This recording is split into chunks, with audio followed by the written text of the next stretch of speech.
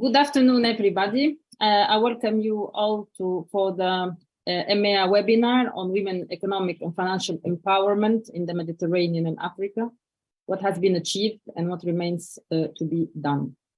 So this webinar is organized by the Euro-Mediterranean Economists Association under the Creative Mediterranean project, which is a project co-founded and funded by the European Union, which aims to boost entrepreneurship and job creation for youth and women through the cultural and creative industries in the southern neighborhood of the European Union.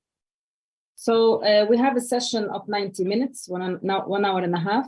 Our invited speakers will share with us the main achievement, take some stock of barriers for women empowerment, and also explore some opportunities, innovative approaches, best practices, and also policy recommendations to advance women empowerment, especially in the regions of the Mediterranean and Africa. And then, of course, learning from other experiences globally.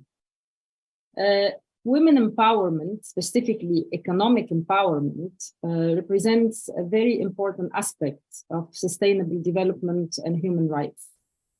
In the context, for example, of the Arab region and also Africa, this topic takes on a unique significance due to historical, cultural, and socioeconomic and political factors. So really, it is really underlined in all these aspects. Particularly for the Arab region, women economic empowerment has been a relatively recent phenomenon, heavily influenced, of course, by cultural norms and traditions. And despite having high literacy and education rates from a women standpoint, women labor force participation remains pretty low as compared to other regions of the world, particularly when compared to averages like, for example, United States or OECD countries.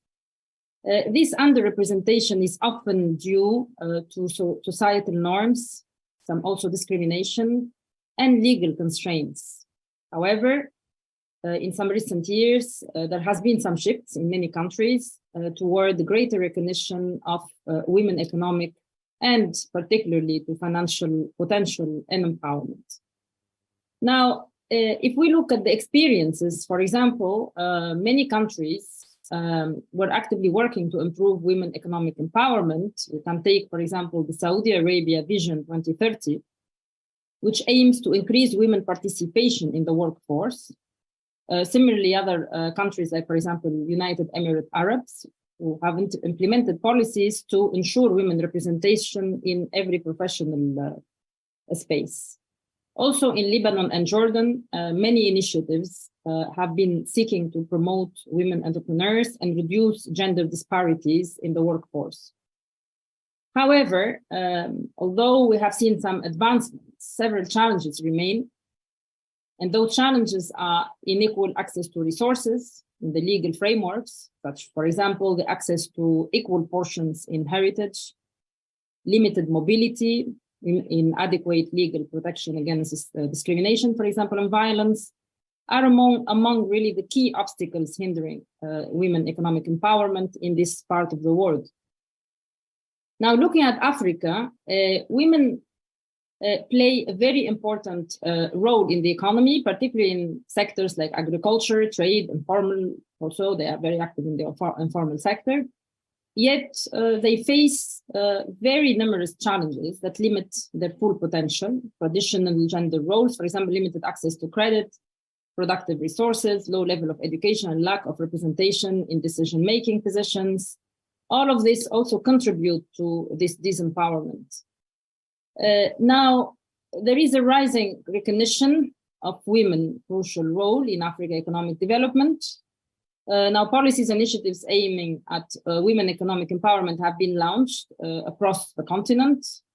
If we look, for example, at the African Union Agenda 2063, it emphasizes gender equality as a prerequisite for prosperous Africa. Also, countries like Rwanda and South Africa have even set global standards for female political representation creating an environment for conducive and enhancing women economic value. So also we've seen in the research we have been conducting at Euro-Mediterranean Economists Association that Africa is witnessing a surge of female entrepreneurship. For example, microfinance institutions and non-governmental organizations are helping women overcome some barriers, for example, financial barriers, while initiatives like African Women Development Fund are also providing resources and support women-led businesses. So I think in these countries or these regions of the world, we have seen very tiny progress, but a lot needs to be done. And there is a long, really long journey to go forward. It is, in fact, in an ongoing struggle that demands consistent effort, structural changes, and transformative policies to eradicate gender disparities and enable women to contribute fully to their economies and societies in an aspired, I would say, more just and equal economic and societal model that gives equal opportunities to all. With this introduction, I am happy to welcome a very high-level lineup of panelists to discuss this very important topic in our region.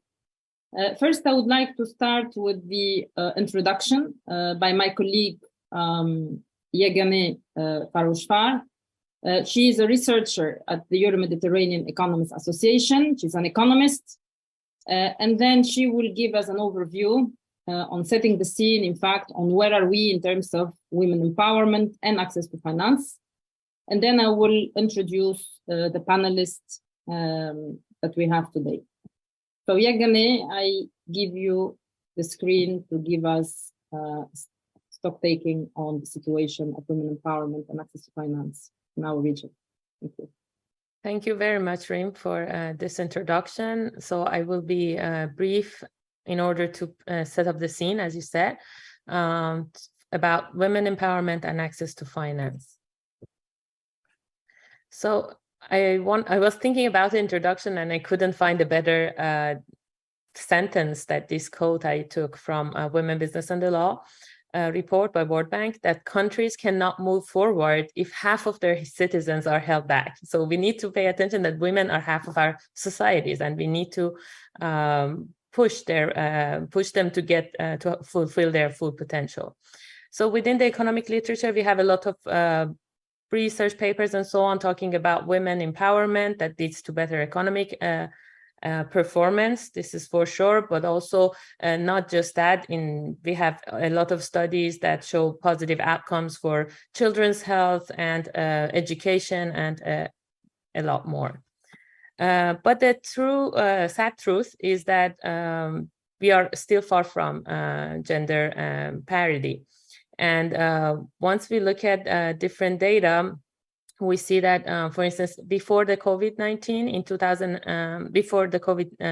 2019, 39% of total employment was for women. But when the shock came, 45% of employment losses was for women as well. So they are more affected by negative shocks at the macroeconomic level. And also, once we look at the political empowerment of women, we are still very far in terms of parity. It would take another 40 years. This is like an estimation, but UN, it may be even we may be even farther than that. So the women's share in national parliaments are very low, 22% in 2015, and in 2022 is 26%. It's a bit more, but still a huge room for improvement. At EMEA, Euro-Mediterranean Economists Association, we put women empowerment and inclusion at heart of our studies and work.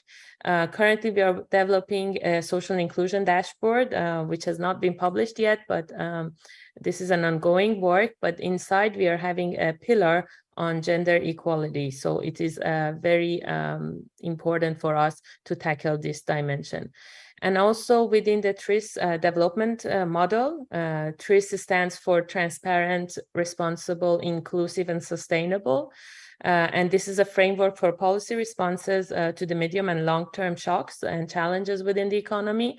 We have these 4 pillars, and gender gap and work-life balance is one of the main sub-dimensions of this index, and also this dashboard that it is already available on our website. I put the link in the slide. So there has been, let's talk about how do we measure women's empowerment. There are different efforts. Some use single measures, such as the ones you already highlighted about employment rate or unemployment rate of women, and also labor force participation, because sometimes unemployment rate doesn't reflect that women are reluctant to even participate in the labor force. And we may have a biased estimation of their economic empowerment. Also, we have other indicators such as women in managerial position, which is already published by ILO, but it can be in some cases misleading. For instance, in the case of Jordan, we look at the number and when we see it is 57%, and we say, wow, this is huge. But the problem is that since labor force participation is very, very low in Jordan, women who are active in the labor force, most of them are in educational sector, and they are like headmasters for educational institutions in different schools. And that makes this number to be very high, which is actually not a good sign, basically. So that's why I'm saying it can be misleading. So once we look at like one number by itself, like labor force participation, which we see that it's declining, and it's a bit alarming for us, but sometimes we need to create different indicators to have a better picture of the situation. For instance, once we look at labor force participation, women divided by men as a ratio, we see that, okay, it's not declining, but the COVID shock in 2020 was a bit harsher on women, actually. Another factor is about like proportion of wage workers, because just employment is not enough in many countries, especially in low-income countries. What we observed is that, you know, many countries, being a wage worker is exception, not the norm. You know, in low-income countries, it's 18% for women, and the gap between men and women is very high. So women are even less engaged in wage works. So all that to say that sometimes having composite indexes are better to measure this big phenomenon of gender inequality, because it takes different dimensions and it has a multifaceted way. Now I'm going to look at different indicators that were published by international institutions this year. So the first one is by UNDP, Gender Inequality Index. And the second one is Gender Social Norm Index. So Rim also mentioned about the importance of social norms and the biases we have. And then I'm going to show one by one these indicators. The first one is Gender Inequality Index, which is a bit, we have a new version of it published this year. It's very straightforward and simple. So we have 3 dimensions of health, empowerment, and labor market. And within empowerment, we have education and the sharing parliamentary seats, so political empowerment as well. And in labor market, we only have participation rate. So this is the ranking. And as you can imagine, developed countries are doing better, and mostly European, Scandinavian countries are at the top of the ranking, and low-income countries are doing the worst, especially in Africa. Second index is Gender Social Norms Index, and I find it very interesting because it tackles the biases we may have in our mindsets. So the idea is that they have launched big numbers of surveys all over the world and asked people about whether women should have the same rights as a man in a democracy, or about their economic activity, whether men should have more rights for to a job than women or not. And they measure the proportion of population who have these biases. So It has political, educational, economic, and physical integrity, like these four main dimensions. And the index is actually available on the website. Here I put the example of Spain, in which, I mean, surprisingly, 50% of population have different biases, according to these questions. Another index is Global Gender Gap Index by World Economic Forum, which is published.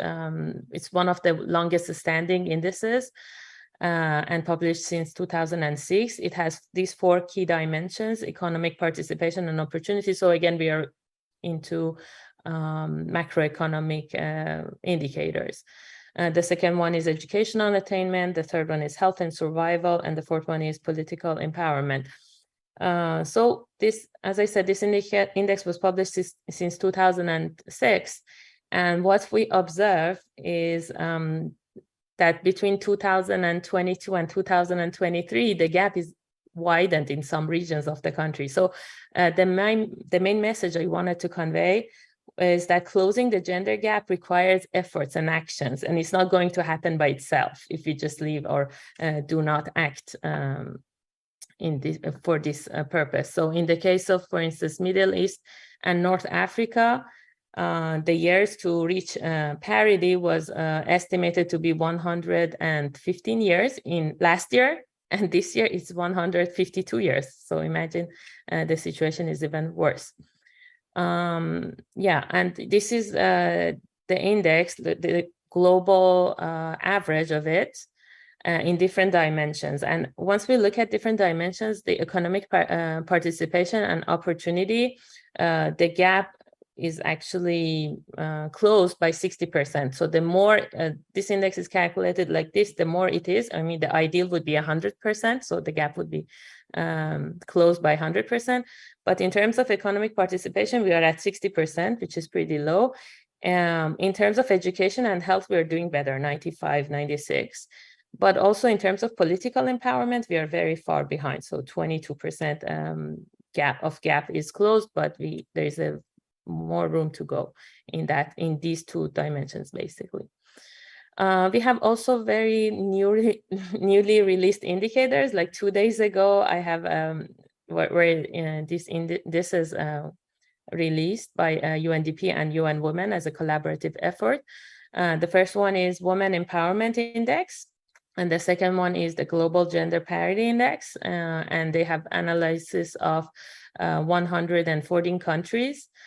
And it is found that women's power and freedom to make choices and seize opportunities remain largely restricted in many countries all over the world. And women are empowered to achieve, on average, 60% of their full potential. And this is measured by the first index. And by the second index, it says that 72% of what men achieve across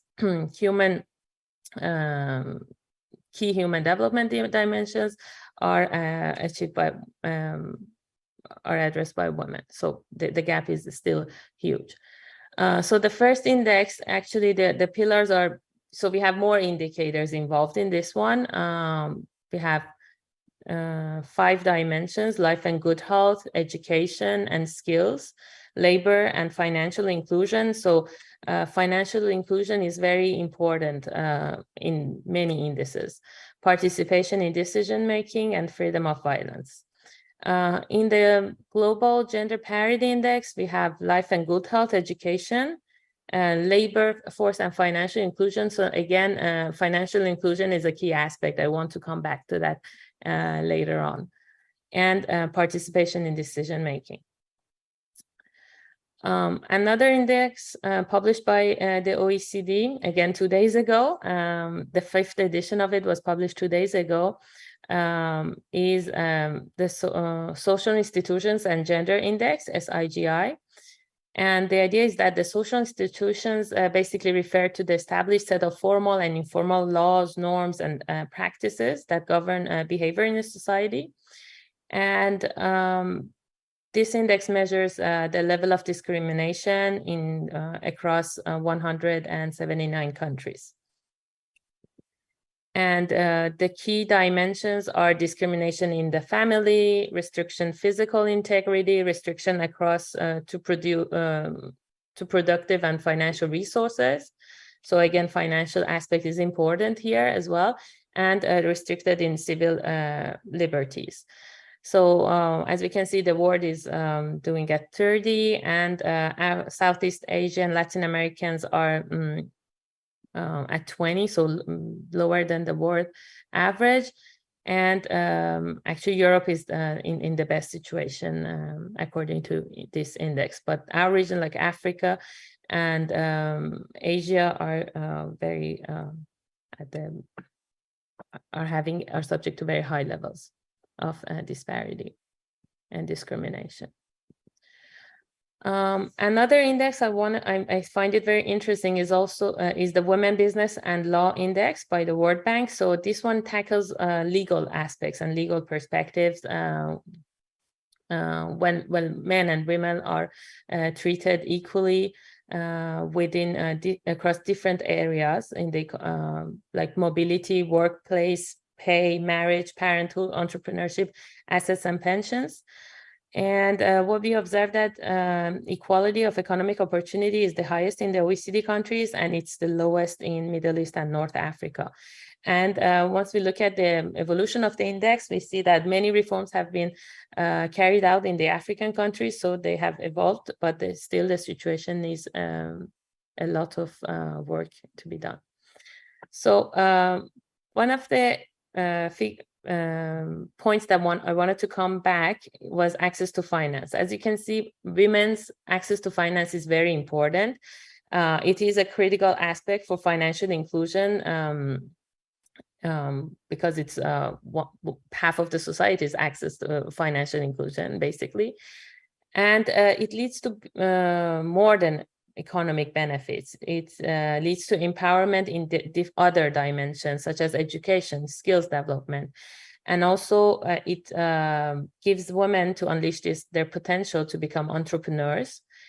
And it promotes gender inequality, and it gives greater decision-making power within the family and household. So it's just beyond just access to finance. And what we observed is that we have still a huge disparity in terms of access to finance. Women are 15% less likely than men to have a bank account. This is the latest Findex survey published by the IMF. And also the finance gap for women-owned micro and small enterprises is valued to be $11 trillion. And on globally, what we observe is that men are 3% more likely to borrow for business purposes than women, and also they have 6%. They're more likely to have to save than women.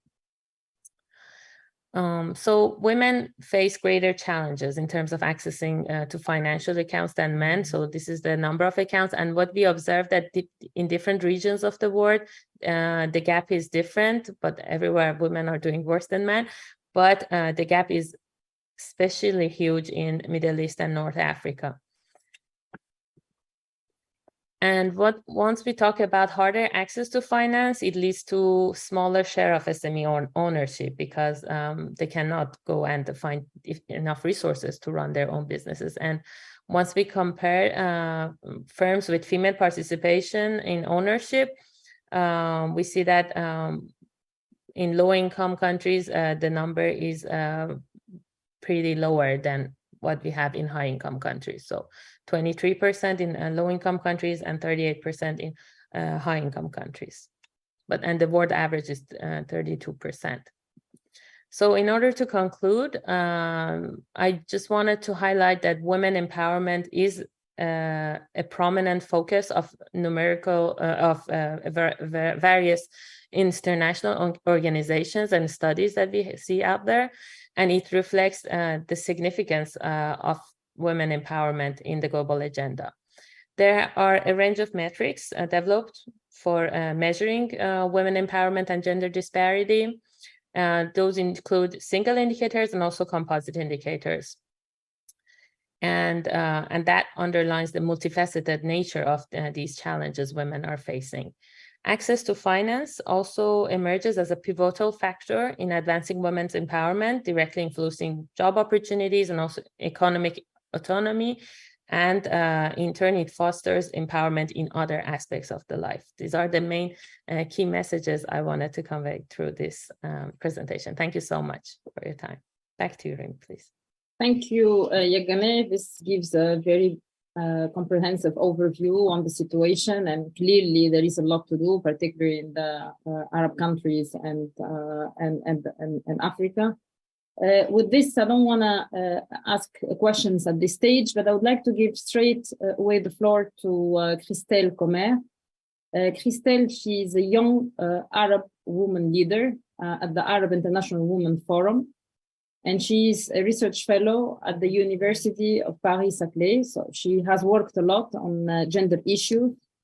And please, Christelle, you can give us your feedback on what you heard, and also share with us some of the key aspects that you think are relevant on this topic. And you have no more than 10 minutes. Thank you so much, Professor Ayadi, for the invitation. And really, on behalf of the AIWF, I am very pleased to be speaking on such a crucial issue that we at the AIWF have been really tackling and putting as at the center of our policy effort, of our research efforts, but also of our advocacy efforts. So the topic that I will be tackling today will be focused on the obstacles, but also the opportunities that we're having in the Arab world when it comes to women's financial inclusion. And I would like to start just to look at the bigger pictures of the situation when it comes to women's empowerment in the Arab region, is that women still represent an untapped economic potential.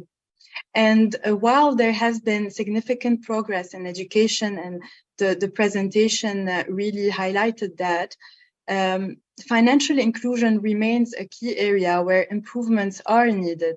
So that's why it needs to be a priority. And I really congratulate you on organizing this webinar.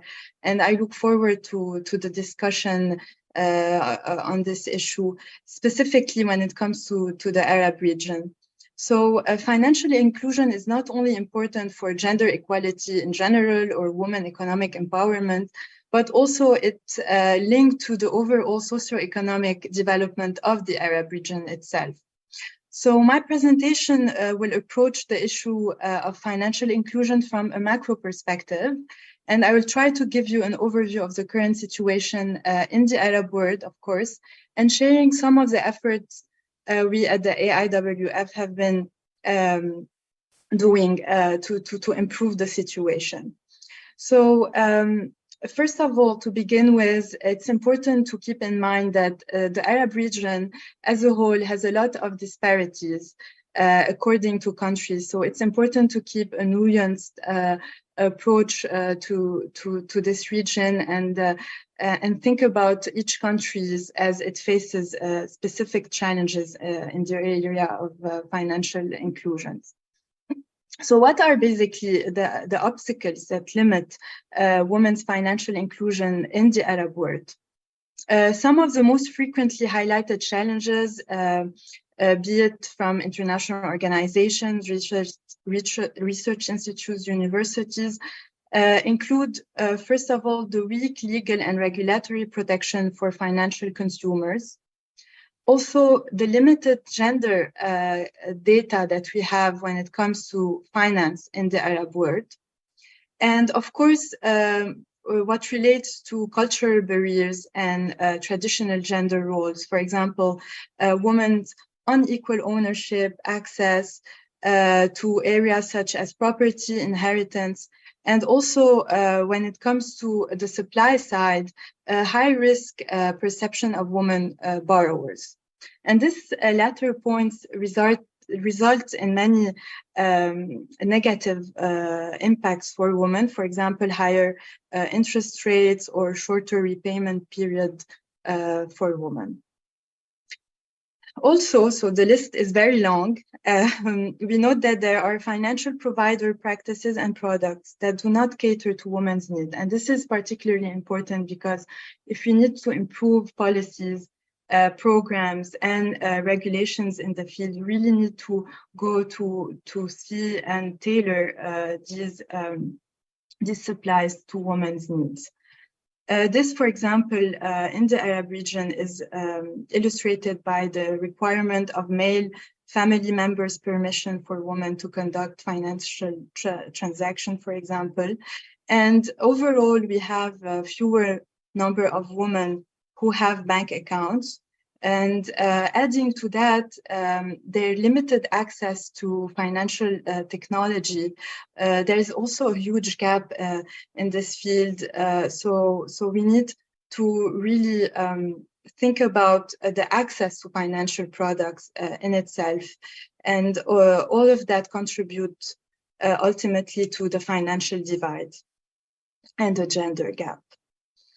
Just to give you some numbers, so as of 2022, only 35% of women in the Middle East and North Africa have an account at a financial institution, compared to 52% of men.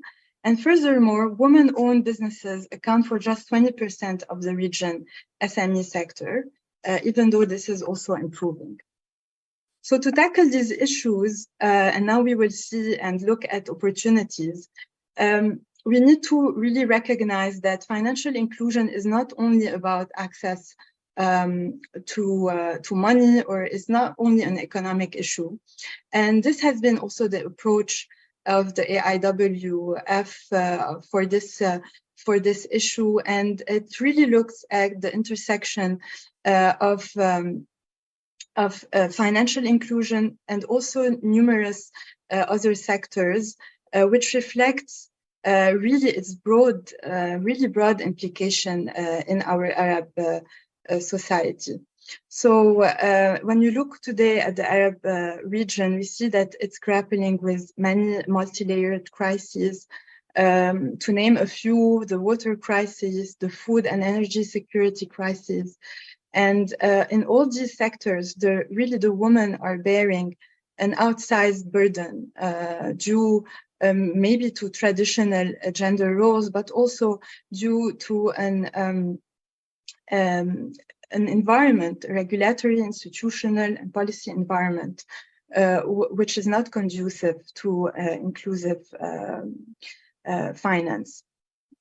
So in this respect, if we really want to look at challenges to see what opportunities we have and how we can improve the situation, we need to see and study financial inclusion through these different sectors.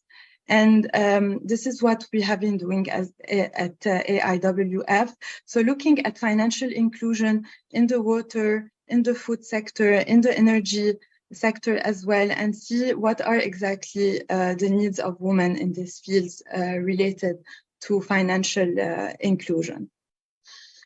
So despite all these obstacles, and the list was very long, I really want to bring a positive note here, and these webinars really reflect the work that many organizations from very different backgrounds are doing in this field.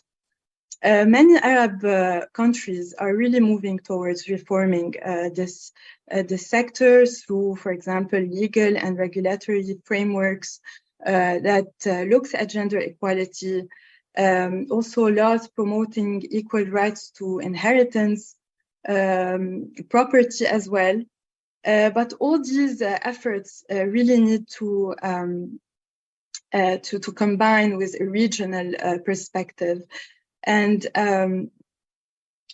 some of the key elements to really pragmatically turn these ideas into policies and action are really few, and we need to focus on these. For example, financial literacy and education is really key for us at AIWF because it really spans through and across lots of sectors, and this will really foster women leadership, first of all, the entrepreneurship spirit, and also can reduce some of the institutional barriers to women's access to finance.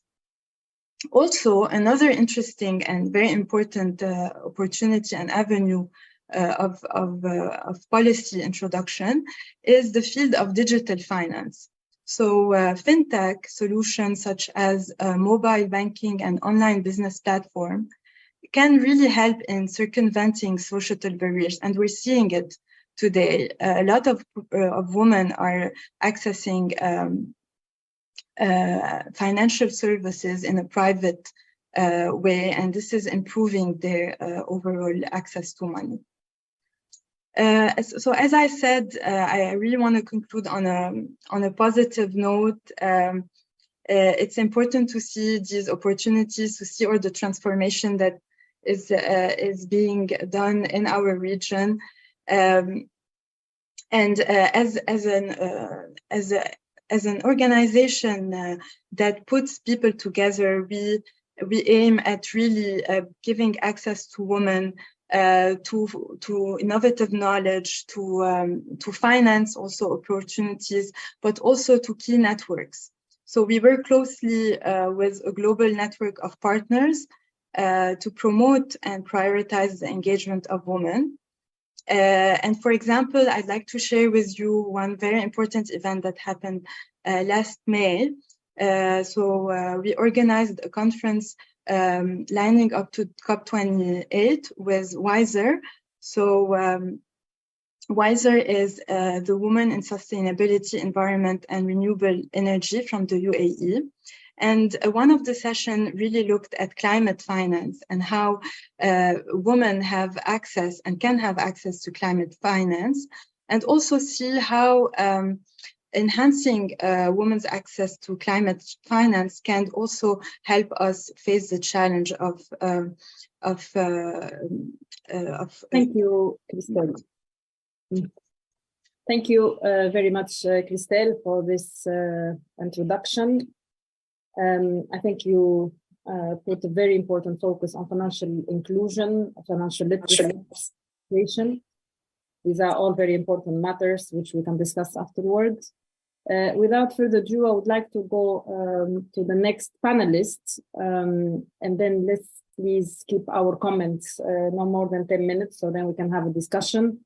Natalia Olson, she's the Director of Government and Institutional Partnership at Plug and Play Technical Center. Natalia, she is not only a serial entrepreneur and public policy maker, also for over than 20 years of experience working globally on various areas, including smart cities, economic development, venture capital, blockchain, infrastructure design. She has been, in fact, working on the Business Act, the Small Business Act for the United States.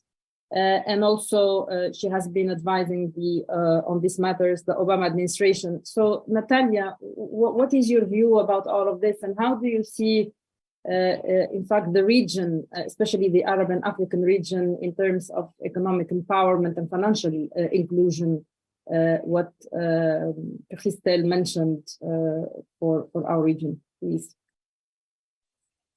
So there's a couple things. Let me just give you a little bit of perspective as far as what we can do as entrepreneurs, because I've started a few companies, as well as what we can do as policymakers. The most important thing here is how, as entrepreneurs or citizens, can actually be able to push on public policies that make sense. Sometimes it just takes one person, or it takes an institution, or it takes a group of folks that come together. But, from a couple examples, Mohammed Yunus, who started Grameen Bank because he was frustrated with microcredit and finance, and actually created a whole process of giving small credit especially to women. all over LATAM, Bangladesh to start with. And it takes one person, right? And it takes that initiative to link it to doing something, well, which means financial policies that have to change. When he started this, people weren't thinking that real bank. It was not a real bank.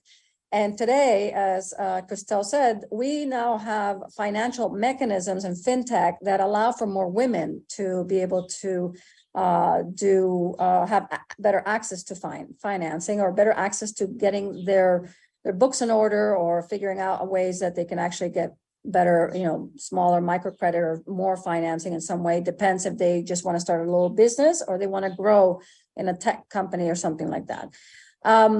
So from the American example, and I know it's different in many ways, but it's just back to the point of one person can do a lot. So if we, as entrepreneurs and as be able to come together and start moving on policies, and what we did in 2009, which was to actually create the sharing economy, the idea of allowing for people to be able to donate or be able to invest in your company or in your initiative or in your project.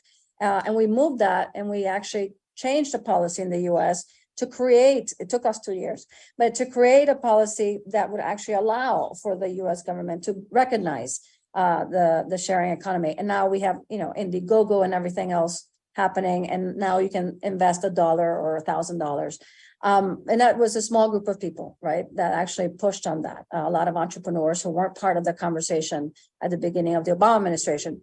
And then the other side of things is when we actually, policymakers, actually start listening to good models, right? So there's great models, in Colombia, when they decided to create, to replicate a program, which was to empower more women business centers. So legislation was created to create, for the first time ever, 10, 15 women business centers that were supported by the Colombian government, where it was, modeled after the US when Obama said, we need more women business owners. And we do that by incrementing the foundation for that, right? We need to have more business women mentors. So we increased the women mentors. We now have 14,000 across the US. So how do we actually create good models, but at the same time, get the business community to support it, get entrepreneurs, small entrepreneurs to support it, and get to convince the government policymakers to change the policy in order to activate that. We were able to also do that, something that seems simple, but to increase what the governments buy. So for example, in Egypt or Tunisia or Lebanon or in Ghana or in Morocco, be it that the government changes a policy, like we as a government will buy, everything that we buy will come from 5%. For 5% of everything we buy has to come from a women-owned company. That doesn't cost money. So from a women-owned company, that meant in the US, we're a big economy, 17 billion goes to women. And that's not subsidies. That's you as a government have to buy from a women-owned company. So you're empowering women to start companies and be able to use the government as a client, as a customer, because as entrepreneurs, what are we looking for finance? We're looking for financing so we can grow our company, so we can hire people, so we can grow, be more productive and be, help the economy. Or that's what we want. We want clients and we want to make money and make it in a sustainable way. So these are different measures, and I'm giving you big examples and people examples. I think that there are ways that we can change certain policies that we can create a larger impact, especially in the Middle East and in North Africa and around the Mediterranean. But I think it takes for us to showcase successful women entrepreneurs, and I know that Karim will talk about this a little bit more. Showcase the good models that have happened, and find a way as a city planner, find ways that cities, because sometimes cities are easier to transact between cities than they are between governments. And so between city mayors or city representatives to figure out how we can actually work better together and use best models. I've been involved with the World Bank, with the IDB, with a lot of different institutions, but I think it's important for as citizens to be a lot more involved and as entrepreneurs to be able to help take action. I can go on and on about this, but I just give you as an entrepreneur who actually believes very much that we have to constantly be safeguarding and also giving good suggestions and advice to our policymakers and our government leaders. Because that's who they serve, right? They serve us, and so. But we have an ability to also be able to contribute good ideas and good models. Many different, legislation I can talk about. The first one that was signed in the Obama administration was the Lilly Ledbetter legislation that actually increased for women to be paid equally as men, and this was in 2009, so not that far away. So there's things that we haven't, that it takes time, but you have to be able to start somewhere and make a big impact and have a big voice and make sure that the right legislation is in place and that the corporates and the entrepreneurs are part of the conversation. Thank you very much, Natalia. This is very clear message on if we want to make an impact. Of course, we need to have a proactive approach vis-a-vis the policy decision makers. But beyond this, we can also think about more advocacy on these topics, not only at a national level, local level, and also at the regional and global level. So thank you very much for bringing this up. I would like to give straight after the floor to Karim Hassan. Karim, he is the executive director at the UN ESPOA Technology Center based in Jordan. And they have been working a lot on these aspects related to women empowerment and also from a technological standpoint. Karim, the floor is yours. Thanks, Reem. Good afternoon, ladies and gentlemen. It is a pleasure joining you today and intervening at this exciting event. And thanks to Yeganeh, Christelle, and Natalia for their interesting interventions and for sharing critical, actually, statistics of the MENA region. I stand before you today to address a critical issue that demands our collective attention and commitment, which is enhancing female access to finance in the Arab region, specifically. As we come together to explore solutions, it is vital also to recognize the critical role that international institutions, especially the UN, to play in empowering women economically and fostering gender equality in the North Africa and Middle East. In the Arab region, actually, women face formidable barriers to accessing financial services and opportunities. According to recent statistics, only about 32% of women in the Arab region have access to a bank account, compared to 52% of men. These barriers and such barriers hinder their full economic participation, limit their business growth potential, and ultimately entrench inequality. However, we are not here to dwell on the challenges, but to harness the power of collaboration and action to effect positive change. International institutions have risen this challenge, and understanding that empowering women is not just a matter of justice, but a catalyst for sustainable economic growth and prosperity in the region. The World Bank, for instance, has been actively supporting financial inclusion programs in the region, aiming to increase women's access to formal financial services and create more inclusive economy. Through projects like the Financial Inclusion and Women's Economic Empowerment Initiative, the World Bank provides funding and technical assistance to local governments and financial institutions, targeting financial literacy programs specifically for women. This initiative has helped to improve financial literacy rates and enable more women to access formal banking systems in the Arab region. Also, the International Finance Corporation, IFC, also plays a crucial role in enhancing female access to finance in the Arab region. Through initiatives such as the Women Entrepreneurs Finance Initiative, WIFI, the IFC provides financing and advisory services to women-led businesses, helping them to scale up and thrive in competitive markets. These projects not only empower individual women entrepreneurs, but also contribute to the region's overall economic growth. Also, we have the initiatives led by the UN Women, which is another vital partner in this journey. They collaborate with governments and civil society organizations in the Arab region to implement projects that enhance women's access to finance. Through their Women's Economic Empowerment Program, UN Women advocates for gender responsive financial policies and provides technical assistance to financial institutions to improve their gender sensitivity. And I recall also the ECA, Economic and Social Commission for Africa, is also working in this direction, along with ESCWA also as well in the Arab region.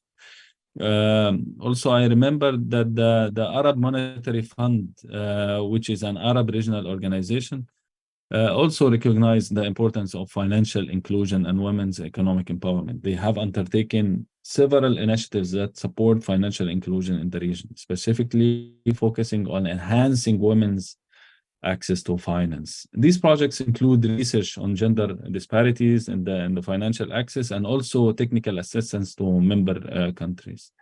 Also, the International Labour Organization, ILO, is dedicated to promoting decent work and social justice globally. In the Arab region, they have worked on projects to improve women's access to finance and employment opportunities through programs like the Women's Entrepreneurship Development in the Middle East and North Africa with MENA. The ILO provides training and support for women entrepreneurs, helping them to build successful businesses and contribute actively to the economic growth.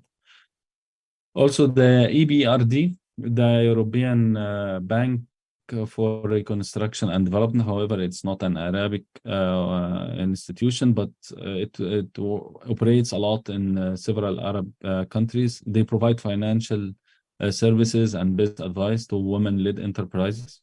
Also, the International Development Research Center funds research and projects that address development challenges in the Global South, including the Arab region. They have supported several research on women economic empowerment. So in conclusion, the role of international institutions in enhancing female access to finance in the Arab region could be revolving around the following roles. I summarized them in 8 main roles. Firstly, financial inclusion initiatives for women through training, tailored products, and access to formal banking. Secondly, capacity building through training and monitoring programs. And we saw tons of programs here and there raising, but they are not enough. The demand is way beyond the supply.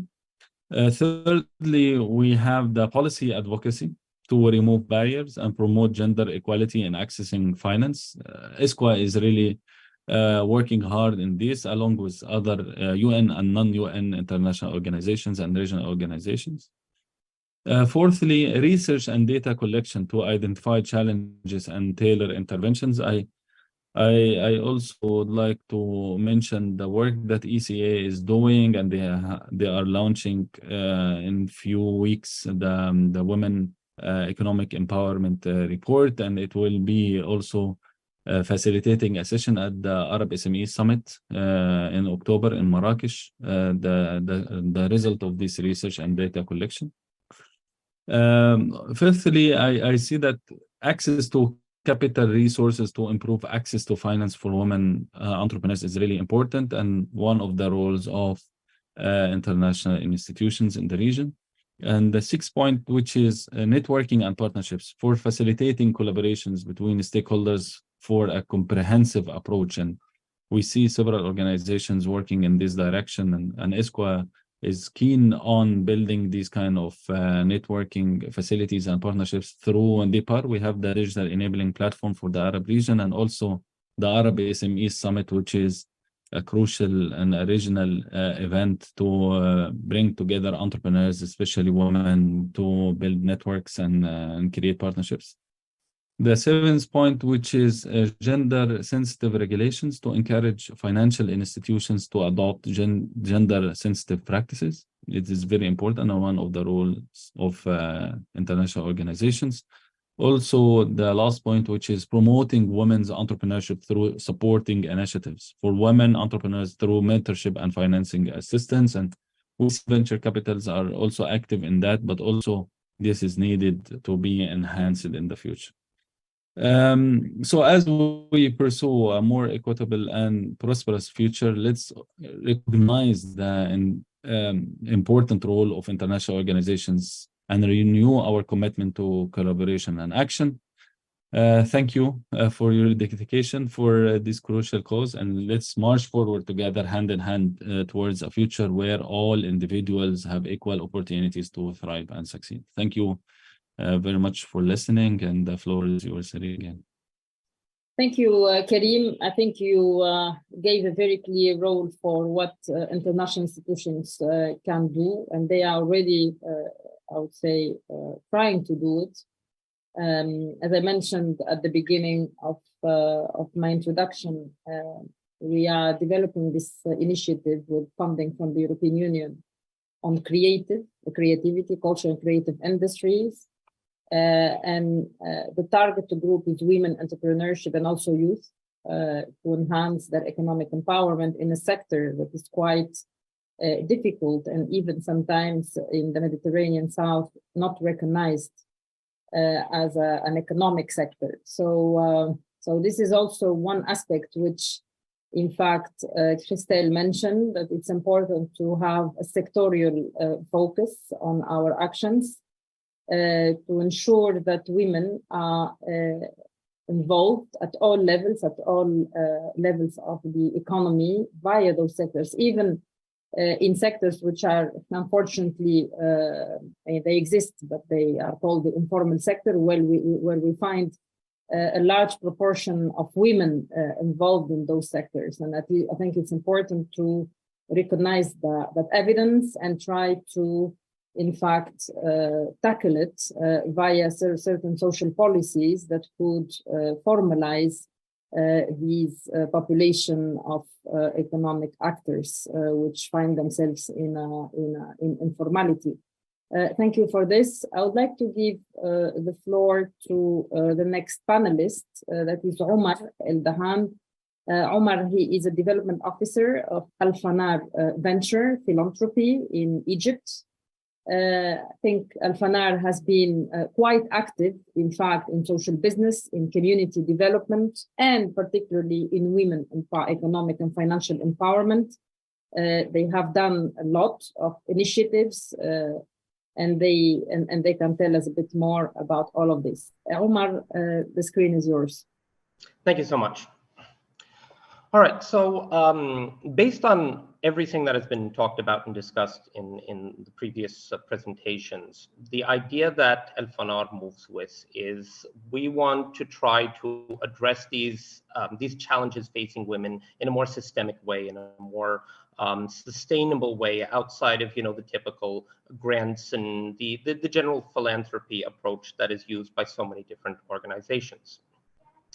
So we have a couple of different methods and approaches and programs that have proven very successful in the past, and I'm hoping to share that with everyone here as to what has been able to succeed in this kind of regard.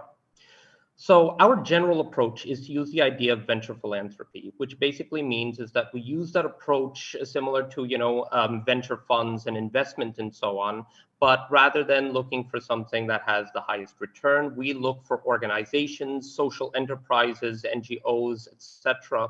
We look for those that have the maximum amount of impact. At the same time, we've also pioneered some new techniques and methods, in particular the ML project, which actually harnesses the use of microfinancing in order to support women. So starting with, for example, the ML project. This has been a very interesting program, particularly because of the exact target that we're focusing on. And in this case, we focus on widows. And prior to this, I had never seen in my career an organization or program particularly dedicated to widows. But after working on the kind of program and this idea, it becomes clear why it is so important. Oftentimes you'll see programs, dedicated to women, to minorities, to disadvantaged socioeconomic groups, but oftentimes widows are kind of forgotten. They're kind of an invisible group that isn't really directly addressed, even though it is a critical demographic, for the reasons that, unlike many other groups, you'll have women where Maybe they had not, worked in the employment sector for years and years because, they were, say, stay-at-home wives, taking care of children, taking care of the house, et cetera, and suddenly they've undergone a very significant shock where the like either the death of a husband, or in other cases, because we deal with functional widows, it could be, the husband, say, goes on disability, is unable to work anymore, abandons the family, just up and disappears. And then you think that the impact is not just limited to the woman herself, it's related to the entire family. Consider, a 10-year-old son who suddenly finds himself to be the man of the house. And then suddenly you've gone into issues of child labor. You've gone into so many different issues. You've gone into a house that maybe before was like just barely getting by to now not getting by at all. And so with the ML project, we're addressing these widows and providing them access to microfinancing, in which we're allowing them to re-enter that kind of, you could say, the workforce, maybe not in terms of like regular employment, but maybe, in terms of small businesses, maybe in terms of, raising, small things of livestock, of ducks, of sheep, of something like that, selling the kind of extra, maybe in terms of, just getting a little stall or a little thing, and just finding some little bit of extra income that they can do and support themselves and their family and take care of these different situations after such a huge shock. Now, the key part about this microfinancing is the fact that it needs to be repaid, and then the finances, it grows. With the interest, with the thing, it grows, and then it's reinvested in the community and reinvested in the community and so on. And so you see this impact continues to grow and grow and grow. And then what that can then end up result in a new innovation that we've been working on with the Global Fund for Widows is what we call wisalas, which are based on village saving and loan associations, except once again, dedicated towards widows, where they take charge of this money, this microfinancing. They basically make a kind of small bank within the village. And then they're the ones that are handling it. And the way that we support it is we do like a kind of approach of match funding. Of, let's say, for every dollar that is put in from the local community, we'll match it $2 from us. So you start with a significant pool of money, and then once again, through the lending, through this process, it grows, and it ends up reaching a point where it doesn't need necessarily our input or our investment. It takes on a life of its own, and it takes care of everyone in that kind of community, in all these widows. This has been truly an incredible success, and because when you look at the numbers, when you look at the actual number of people that have been impacted, as well as what is the repayment rate, we've seen a repayment rate of up to 99%. We've seen so many women that have been able to pay for little things and buy things that they weren't able to before, starting new micro businesses that has been a source of income, and start to really develop their capacities. And one critical thing that is often kind of missed is, like I said before, widows are often, you could say, a hidden group. This makes them come out and be a part of society again. They take part, they have their community, they come together, they have to come together in order to manage this wisala and start to engage in these kind of activities. So after that, we also work on a lot of different social enterprises in terms of our typical program of what we call the seed and sustain and scale. From this approach, we look at different organizations and seeing how they impact their community, and we give them the kind of funding and training and capacity building that they need in order to build up their impact and to really change the way that they deal with their local communities. And in some cases, such as similar to the program, let's say, for example, that we just applied to with EMEA about supporting women in the southern neighborhood region, addressing women is a cross-cutting aspect that we always address. It is something that we help, that we always look for. What are the organizations that help women, that focus on women? And so as an example of that, we have an organization called BOT, which operates in Lebanon, which focuses on giving capacity building to people and women in Lebanon and making very strong connections with organizations, trying to make that matching where, you have a lot of companies are looking for certain skills, trying to develop these kind of skills, provide the women with those kind of, with what is needed, and then make that connection and address employment. In other organizations like Threads of Hope or Duma Toys, what they do is we help that they work with women, either women refugees and other things in terms of making clothes, sewing different items, making dolls and things like that. So you have women who normally, once again, wouldn't have access to employment, cannot really go out in order to deal with that. They can make the things in their own houses, make handmade toys, handmade clothes, and then this becomes, once again, a critical source of income that wasn't really available before. So through these grants, the Seed and Sustain, what we do is we start by, we give a little bit of money, which we call our seed grant, to an organization. We'll help them to grow. And then we monitor the organization, we help them, we give them capacity building, and then later on business planning. And then if we see that the organization has the ability to generate its own revenue, develop its own activities, and start to grow, we can then give them what we call our Sustain grant, where we give them much more significant amounts of money over a period of 3 years and really go with them where they can increase their employment, increase their impact, and really continue to impact the community with that guarantee, with that focus that it needs to address the community, whether focusing on women, focusing on refugees, focusing on other members of these kinds of communities. So between these different approaches and these different ideas on venture philanthropy, microfinancing, grants, and all of these things, these are the ways that we believe that philanthropy needs to change and adapt in order to create something that is more sustainable, that is outside of just, one-off investments and one-off grants that, have a very limited and very specific impact. So if anyone finds this, something interesting and would like to collaborate, please reach out to us, and we are very happy to really work on these kinds of issues. And I hope that this was informative to everyone. Thank you so much. Thank you, Omar, to put a focus on specific target groups, which find themselves much more vulnerable than others.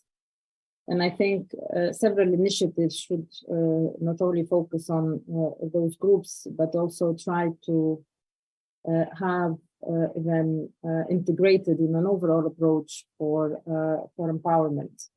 But yes, of course, we need to start with certain initiatives, and of course, in different countries, the importance of those groups need to be also recognized. Thank you for putting your focus on this. Thank you. Now, the next panelist, Karim Hassan. Karim, she's the CEO and co-founder of Impulse for Women in Spain. I think this is quite an interesting platform to upscale the access to finance to women entrepreneurs. And then, of course, Karim has done a lot in terms of accessing capital to women entrepreneurs globally. Karim, the floor is yours. Thank you very much, Rim. It's a pleasure to be here with you. Well, as Rim was mentioning, my background is coming from the private banking, and then I moved to the venture capital. And there is where I saw the lag between the concepts, how when you want to fundraise money, which are the different types of investors that you have. And depending on the maturity, the ticket size, it varies a lot. It's in a straight line. We will say that once that you got your idea and your concept, you start to knock the door to your family, friends, and fools in order to have a little bit of money to prove and arrive to have a POC, a proof of concept of the idea that you have, and to check if the market will have a spot, it will be a spot in the market for you. So once that you start to track a little bit more Then arrives the business angels. Those business angels normally are people that they're individuals that they have their own pocket money. That's what they're investing. They used to invest very local. And also they are trying also to invest in those concepts that they already have a knowledge behind. The good point is that it's the first door before arriving to a venture capital. Then venture capital in big terms, we do have a lot of difference also between us, depending the size, the investment strategy, the sector where we're investing, and the geography, for sure. And first, we're starting with the pre-seed VCs. What does it mean? Until you're not starting to have to invoice anything with your company, normally venture capital are not investing on you. They want to see how your MRR is growing from 10,000 euros up to 10,000 euros the next month or 30,000 euros. Once that you're growing and start to prove that you're having a track into the market, they invest on you. The next step will come as Series A. They are the metrics where they're validating your company. It's completely another world. They are already measuring your company from an annual return revenues.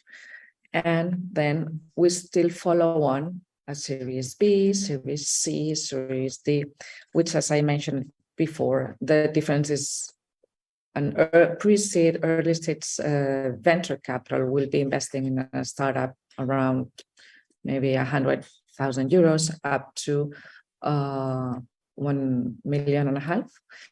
And then the Series A will start from 2 million euros up to 5 million euros. That are more or less the spaces of investment that we are using.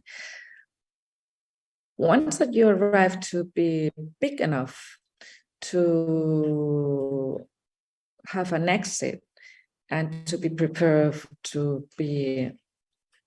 go to the stock market, that will be one of the final steps that the venture capital is asking to the startup, which doesn't mean that at the moment that you're starting with a venture capital, you need to have an exit.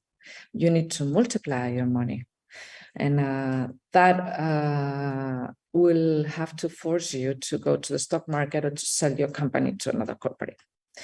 That doesn't mean that is the only solution in order to get access to money. Because as we were talking previously, we do have a lot of public organizations that they're supporting us. They're also a natural growth of the company that you just are growing and scaling thanks to your clients. And also we also have SPACs. SPACs are those companies that they are already in the stock market, and you can once that you have a preliminary valuation of 2 million euros or dollars, you can already ask to go to the Nasdaq and try to get your company out in the stock market. What is the complicated part of being into this world? It's not the only solution, that's for sure. And you have once that before you start to talk to venture capital, you need to know with whom are you going to approach. That's one thing. The second, do I really want to sell my company in 5 years? Because that's what the venture capital is going to ask you to do. And in general terms, we do have a lot of other issues that they're also supporting you to arrive to scale up. There's a lot of grants that what they are supporting specifically those sectors that like health or deep tech, that they have a long track until since they started with the research and development until they arrive to the market. It's longer than a lot of other companies, and education tech It's going to be much more quicker on the market, and they're going to scale up much more quick. The growth is more faster. So they need special support. Who could support them? We're talking about public institutions, we're talking about grants from corporates or corporate venture capital that they will also support you in order to have you next year. Depending on the countries that you're talking about, I mean, I could make a good comparison between United States or North America and Europe in terms of corporate venture capital, for example. It's going to talk about a big pharma. The way that she's interacting in North America is the same way like a venture capital. They only put the money there. They are not allowed to make any decisions in the board, and they just get the revenues as another investor. The only difference is in case that the company is going to the stock market, they got priority in order to buy.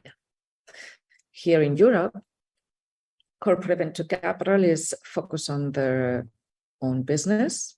If something is not working at all, they sometimes closing these funds, and they want to be more involved in the taking decisions of the companies.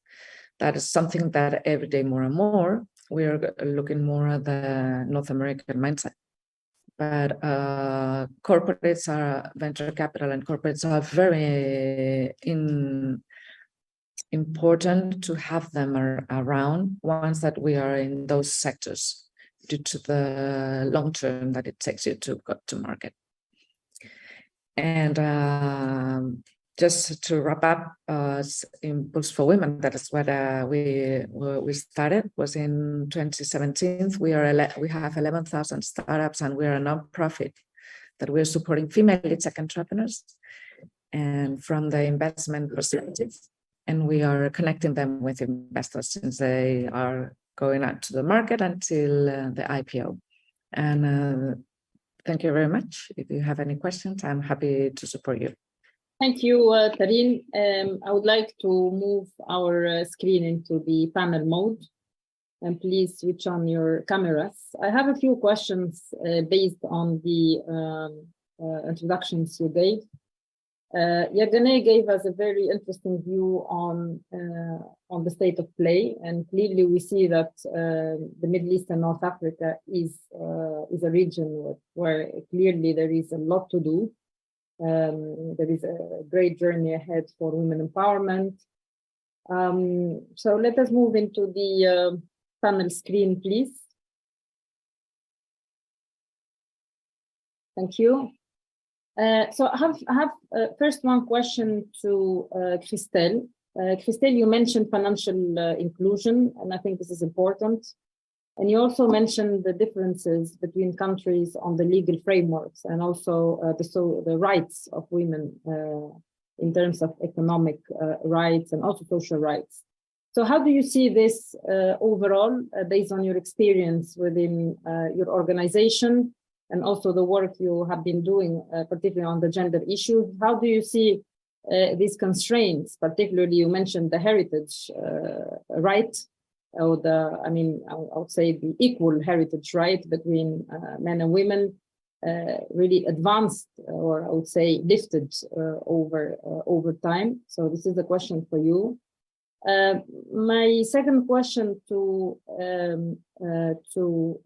Natalya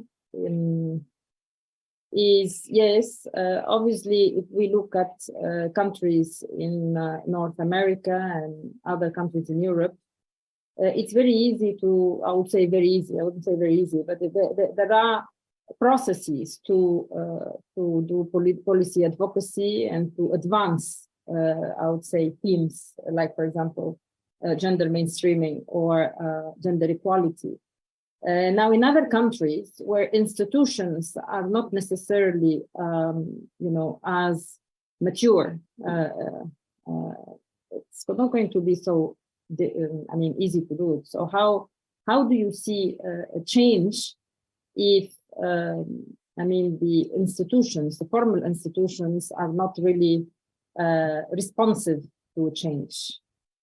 My next question to Karim, absolutely, I agree. There is a role for international organizations, but how do you see the monitoring and the coordination? First, I start with the coordination and then the monitoring between different international organizations. What we see, we are a think tank, and we are also collaborating with many other many organizations on different topics, but have the impression sometimes everybody's trying to do the same, and there is very little coordination and overall monitoring all those initiatives. So yes, from a research standpoint, and Yeganeh mentioned it, the indexes show that we are going backward, not forward.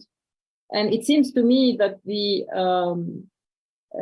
initiatives by international organizations, one of them is the UN, but also other international organizations, like, for example, the European Commission or others, they seem to do more. But what is the impact of this do more? My next question to Omar. Al-Fanar is doing great in terms of community development in different countries, but how do you see the differences between the countries of actions that you are active in, and how can you really see that eventually there might or might not be a convergence in terms of this specific women empowerment over time? And my last question to Tarine. Tarine, you mentioned that, of course, the use of venture capital, we're talking about another level of, I would say, access to finance. Do you see a specificity between, for example, accessing this type of funding between female and male? And if so, can you explain a little bit more? What are the obstacles female can face, and how to tackle them? So I would like to give the floor to Christelle. Thank you, Professor Ayadi. Your question is, of course, a very important one, and the issue of inheritance law and other social, environmental societal indicator is very important, and that I mentioned as part of the overall developments that we are witnessing, in positive developments, of course, that we are witnessing in the Arab world as a whole. And this would help the financial inclusion of women in the sense that when you think of women empowerment, you have to think, of course, of access, but also of leadership. And there are a lot of role models in the Middle East, women in business having a lot of success. However, we really need to rethink and look at the regulatory environment that you just mentioned. And for that, I think that we need to pick a fight, and therefore we have to really focus on what is working today. And I mentioned at the end of my presentation, climate finance, and I really would like to highlight this, and the combination of climate finance and gender finance, which is really an opportunity in the Middle East to bring forward women inclusion and for financial services. Thank you, Christelle. Natalia? So I know that models in North America, sometimes they don't work as well. No models are perfect. You have to, make sure that you take the best, because I can tell you about a lot of ones that worked, and I can tell you tons that didn't work. But the point of it is to be able to tailor it to your need as a country, as a region, or as a city. I speak mostly about models that actually are simple. That's why I always like to give the example of just if a government decides to increase the percentage of what they're going to buy from a women-owned company, it forces the entire cycle of development to happen. It means that you will actually have to increase, the support for women to start their own businesses. It means that you'll have to, you force corporates to go ahead, and corporates, for example, who sell to the government, have to go ahead and have a 5% of their team has to be a women-owned company. That means that it forces the corporates to go and find small women-owned companies, small, women entrepreneurs to be part of that team when they go after a big bridge construction in Turkey, or they're selling energy services to Jordan, or they're selling. It depends on what it is. But if you put in the right simple legislation that forces the mechanisms in the existing traditional ways of doing things, it forces them to move the needle, and it creates a reaction not only for just simple things like women-owned companies, but it creates a whole dynamic of new ways of having to do things because the government put in legislation that says I have to increase this. So it's not only about copying models. It's taking what can work and adjusting it. And I was vice minister under the Ministry of Small Businesses for 6 years. Trust me, it worked. So it took a while. We thought we were going to do it in a couple of years, but it took a while. So thank you, Natalia. Karim. Yeah, thanks, Reem. Actually, responding to your question regarding monitoring and coordination of these initiatives, it's not an easy task to organize the coordination between several initiatives and organizations. But we have seen several platforms have been established, collaborative platforms for information sharing and coordination among international organizations. We have seen several platforms for that. Also, data sharing and analysis as well through reports, so everyone can see the activities of these projects and the outcomes of these projects. Also, it's important to foster joint projects and partnerships for more significant and sustainable outcomes. It's also a trending nowadays in most of calls, funding calls for organizations. They foster this kind of joint projects and joint initiatives, which is overcoming the overlapping problem that we saw in several activities previously. Also, in the UN system and also other organizations as well, there are independent evaluations and regular reporting to assess the effectiveness, which is very crucial for big projects and long-term or medium-term projects as well.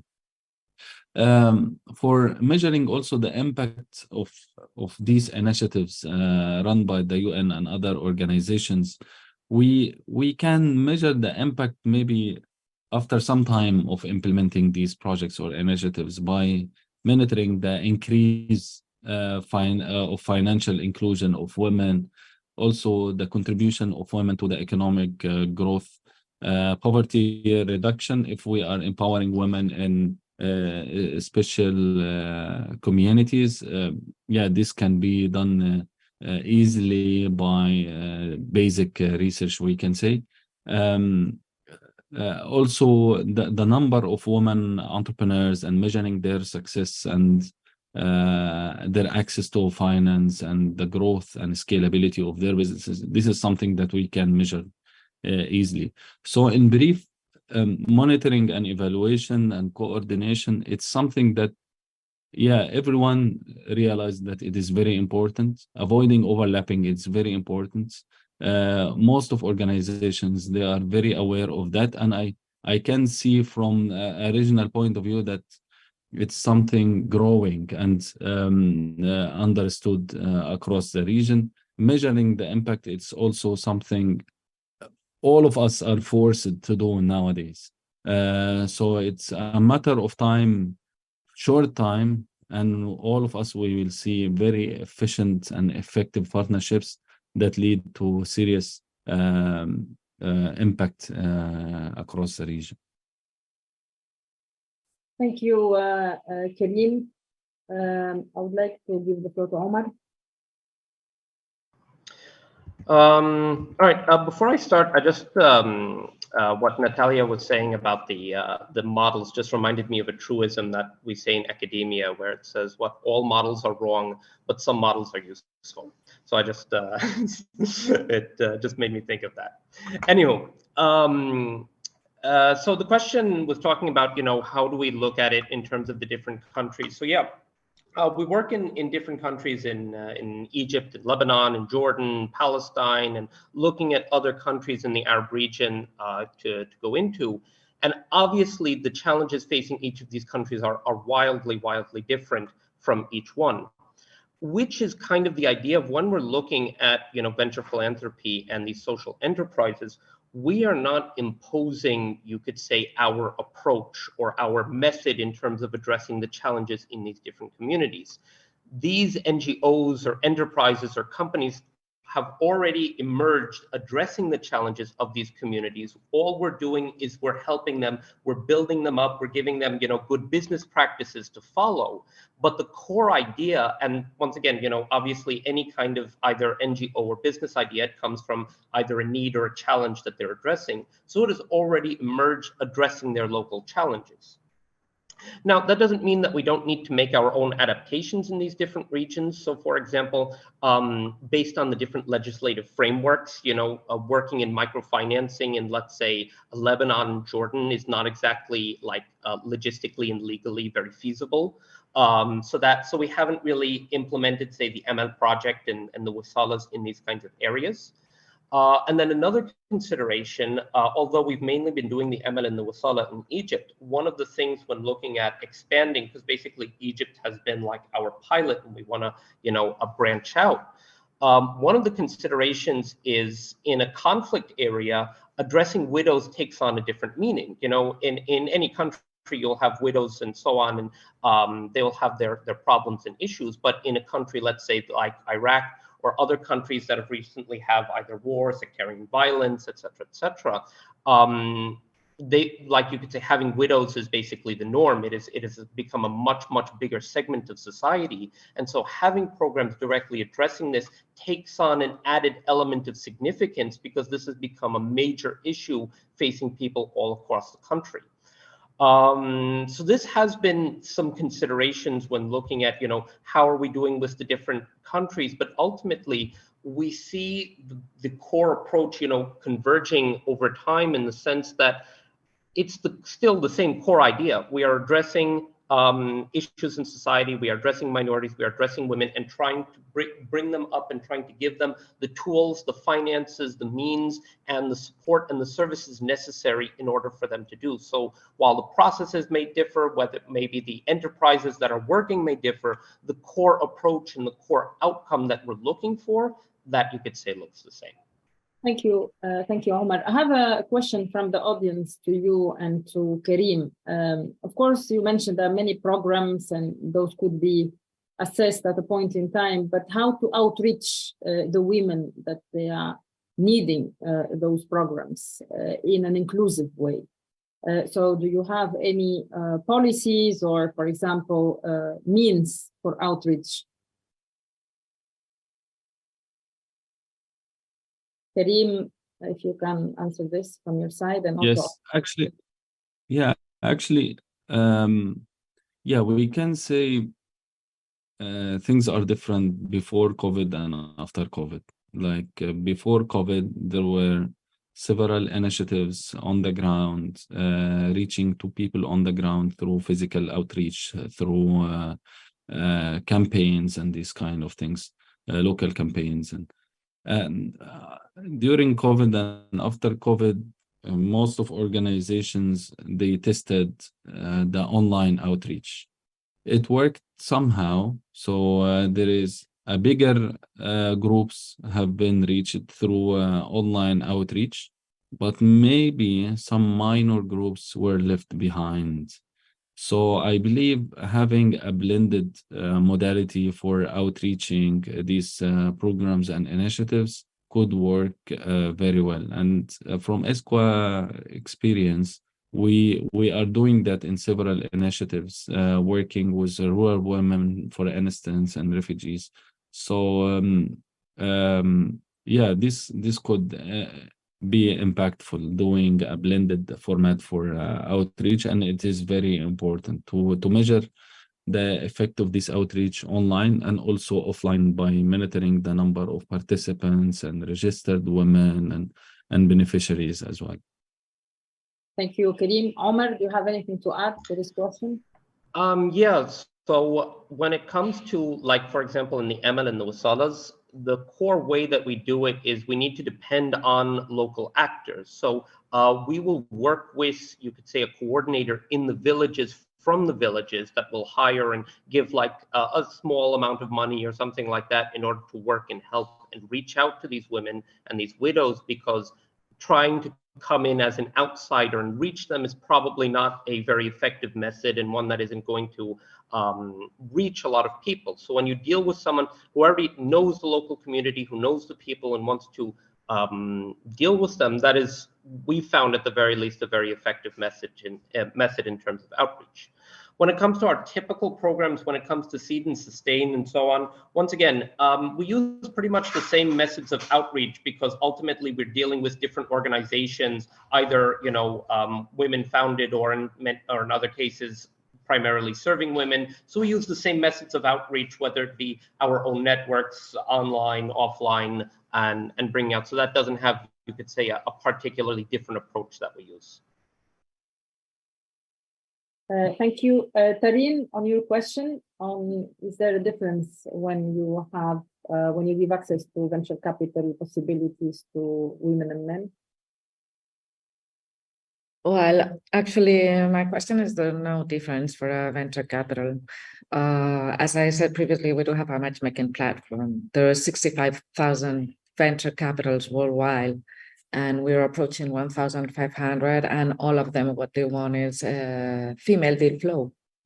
So what I think is that we're talking about oil and water, and males are talking in one line and the females are talking another one. Females, they are not having the same approach to them, and sometimes it takes more longer in order to make this call to the VC or to the investor. They're more cautious, I will say, and they want to be much more prepared before sitting in front of a VC. I don't know if it's that does have something to do with security or insecurity in that way, but the females, it takes them longer to come compared to a male. The male could come with a very early stage idea, very passionate and wants to sell it. And the female, before she arrived to a VC, she's gonna have a lot of much more homework done. And from the VC side, as I said, there's no any difference as long as they're giving returns to them. So that's the way that, there's something important. It's true that the way that the female is also approaching to a venture capital is different than the way that they did it, the males. And it's important also that the males knows when they're talking to a female that we have another type of approach. Our cash flow is going to be much more realistic. We are thinking in the long term about the business of where we want to go. We like much more to have a one-to-one meeting, better than going to a big scenario and start to pitch. They feel more comfortable in a more little environment for them.